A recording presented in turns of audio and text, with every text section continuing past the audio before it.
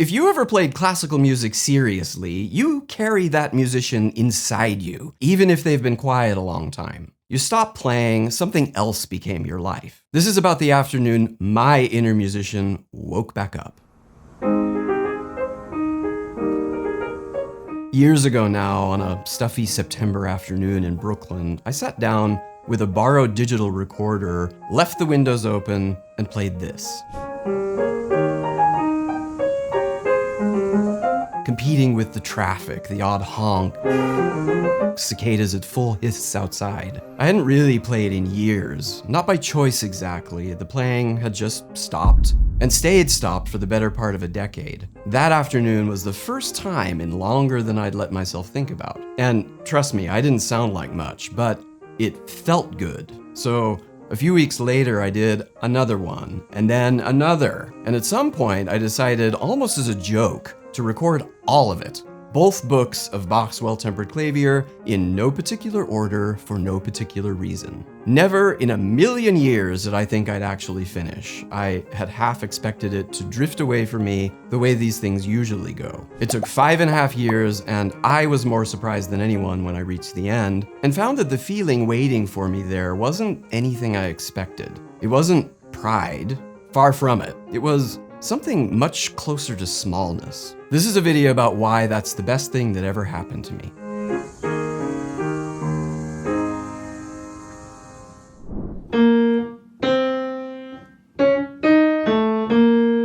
I didn't finish that project on willpower, and that's the part I understand least and trust most. Somewhere in the long middle of it, the thing took on its own momentum. It wasn't discipline that carried me to the end, it was the richness of the experience itself. Each piece gave me something that made the next one non-negotiable. And at a certain point, not finishing simply became impossible.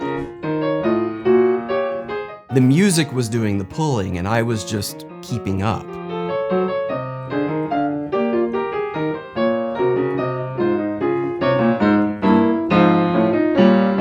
Bach signed his manuscripts Soli Deo Gloria, glory to God alone. He thought of himself as a vessel, that the music came from somewhere he couldn't take credit for.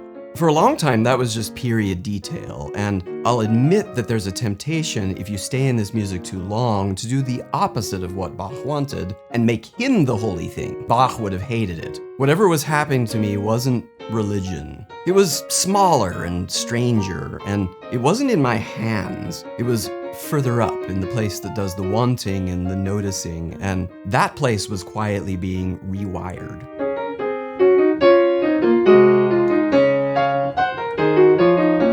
You cannot play this much Bach and remain the center of your own attention. That's the whole thing, really. I understand Bach's humility now, not because I believe what he believed, but because the music taught it to me from the inside. It doesn't describe being made small, it just does it to you.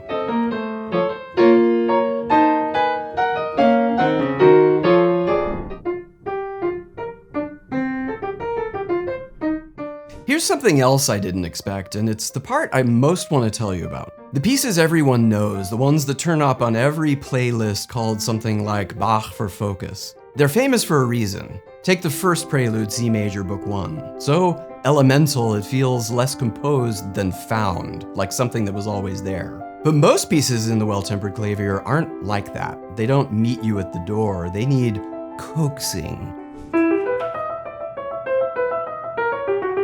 The door opening a bit wider with every keystroke, every click of the metronome, every hour you spend practicing them in your head. I didn't play the books in order. The whole point was to get back in shape, so I went in my own rough order of difficulty, the easier ones first and the steeper climbs saved for later, which meant each piece caught me at a different point along the way. None of them met the same player twice.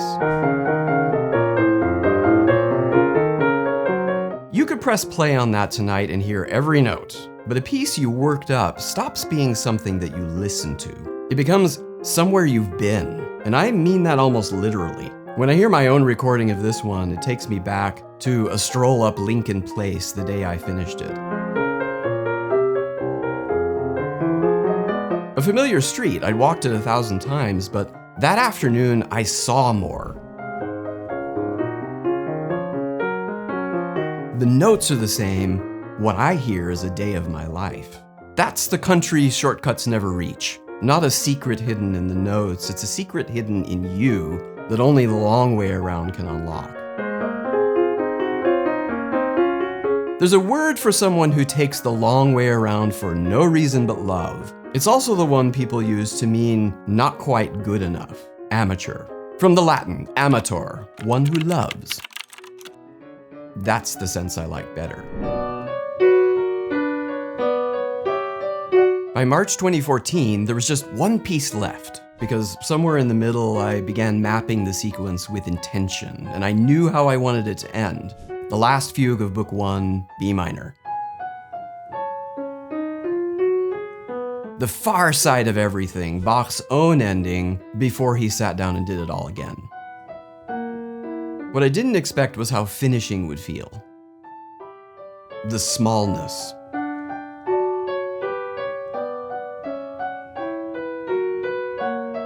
I told you it was the best thing that ever happened to me, and I owe you why.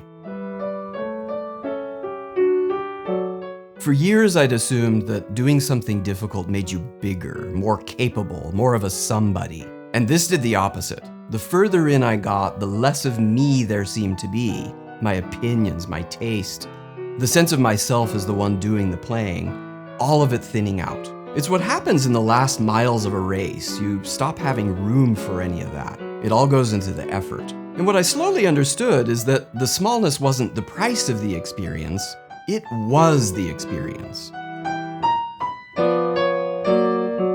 The part of me I'd worn down, the game player, the show-off, had been standing between me and music my whole life. As it quieted, there was finally room for music itself.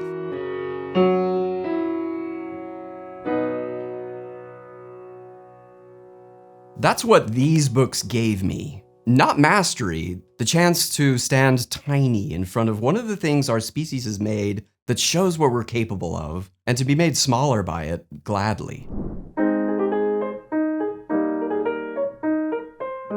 When it was finally over, I thought I'd feel like I'd climbed something. A summit, the flag plant pose for the camera. It wasn't like that at all. What I felt was a kind of bittersweet I wasn't quite ready for. 5.5 years is a long time to spend with anyone, even Bach. And it wasn't only me. There was my husband, who lived with 48 preludes and fugues drifting under the door, year after year. The neighbors who never complained, and at least one set who I always suspected they moved out because of me. Bless them, they never said a word. But here's the part I didn't see coming. I'd started this just to get my hands back. What I got was something much larger. I'd had a whole musical life once, piano growing up, then years trying to make a life of it as an orchestral bass player, and then it ended. But somewhere in those 5.5 years with Bach, it came back and moved into my center. Not just Bach, the whole of it. The thing I'd loved since I was a kid. That musician I'd been carrying found his place.